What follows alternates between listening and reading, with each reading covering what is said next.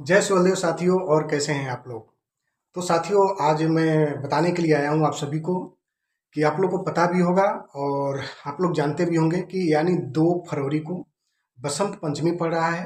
यानी वीणावादिनी पुस्तक धारिणी हंस वाहिनी ज्ञान दायिनी जो माँ जो गले में विराजती हैं और हम उनकी बातों से मतलब शुद्ध स्वरूप अपनी बातों को रखते हैं। और बहुत सारे लोग सॉन्ग गाते हैं जिसके कंठ में सवार हो जाती है माँ।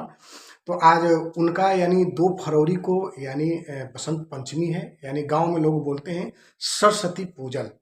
और उसी दिन साथियों, जो हमारे नेता माननीय ओम प्रकाश राजभर जी, सुहलदेव भारतीय समाज पार्टी के राष्ट्रीय अध्यक्ष और कैबिनेट मंत्री, जो आप लोग के बीच में हमेशा बताते रहते हैं कि माननीय नेताजी कि उसी दिन महाराजा सुहेलदेव राजभर जी का भी जयंती है।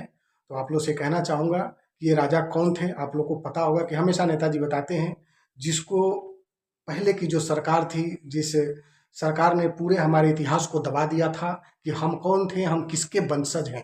तो आप लोग जान ही गए होंगे। अब तो 22 साल में हमेशा माननीय नेताजी हर मंचों पे बताते हैं और बताते चले आए हैं कि हमारे राजा कौन थे, हम किसके वंशज थे, जो हमें हमारे मतलब राजपाट को दबाकर और हमारी मतलब जो इतिहास था उसको मिटाकर ये सारे नेताएं जो हमारे इसके पहले यानी जो थे वो दबाकर और कुचल दिए थे कि जो उसको मार्केट में आने नहीं देते थे और हम उन चीज़ों को जान नहीं पाते थे।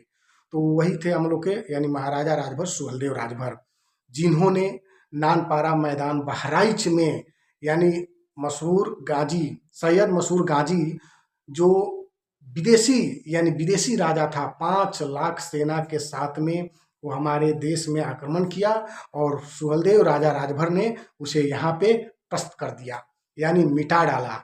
तो आज आप लोग को पता होगा। और 156 साल जो हमारे नेताजी हमेशा सुहेलदेव भारतीय समाज पार्टी के नेता माननीय ओम प्रकाश राजभर जी बताते हैं कि 156 साल किसी विदेशी आक्रमण ने हमारे देश पे यानी नजर उठाकर नहीं देखा। इसमें बहुत सारे लोग थे, बहुत राजा थे, लेकिन सब राजा परेशान हो गए थे। भाग भाग इधर उधर भागने की मतलब स्थिति आ गई थी और बहुत लोगों को उन्होंने जो विदेशी आक्रमण किए तो विदेशियों ने मार डाला था राजाओं ने, जिसमें सिर्फ सुहेलदेव राजभर राजा ने टिका और उन्होंने उसे नानपारा मैदान यानी बहराइच में प्रस्त कर दिया। तो साथियों, वो हमारे राजा हैं और उनका जयंती है यानी 2 अक्टूबर को। और उसी दिन है ज्ञानदायिनी वीणावादी पुस्तक धारिणी माँ सरस्वती जी का भी जयंती है यानी बसंत पंचमी। तो आप लोग से मैं यही कहना चाहूँगा कि जो भी सोशल मीडिया के माध्यम से और वीडियो के माध्यम से अगर हमें देख रहे हैं और हमारी बातों को सुन रहे हैं तो आप लोग जरूर राजा सुहेलदेव राजभर की एक फोटो लगाकर आप उन्हें 2 अगरबत्ती जरूर दिखाइएगा।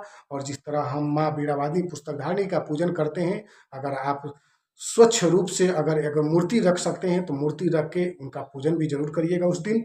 और पूरे देश में इस इतिहास को बताइएगा कि हम किसके वंशज हैं और हमारे देश पे कौन आक्रमण किया और जो प्रस्त हुआ।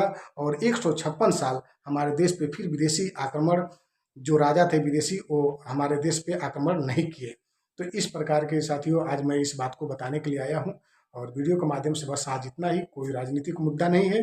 तो जिस इतिहास को दबाया गया था उस इतिहास को मैं उठाने की कोशिश कर रहा हूँ और आप लोग के बीच में जागृत कर रहा हूँ कि इस वीडियो को अधिक से अधिक देखें और शेयर करें और लोगों के पास पहुँचाएं कि हम भी किसी के वंशज थे और हमारी भी कोई जाति है और हम भी एक इंसान है कि जो इस मार्केट में। और सुहेलदेव भारतीय समाज पार्टी के राष्ट्रीय अध्यक्ष माननीय ओम प्रकाश राजभर ने जो हमें एक समझिए कि आज़ादी दिलाया हमारी जात को, जो जाते हमारी जात को कोई पहचानता नहीं था और जितनी सरकारें आती थी कुचल के रख दी। उन्होंने कभी उठाने का प्रयास नहीं किया, सिर्फ वोट लेने का प्रयास किया और वोट के अलावा कुछ नहीं मुझे मतलब किसी प्रकार का मतलब सुविधा नहीं दिया। सिर्फ वोटिंग, हमारा वोट जाता था और बहुत जब चुनाव आते थे 5 साल में हम वोट मार देते थे बस। वोट के उसके बाद 5 साल बाद वो लोग ना घूमने आते थे, ना हमारे इतिहास को बताते थे, ना हमें किसी प्रकार की सुविधा मिल पाती थी।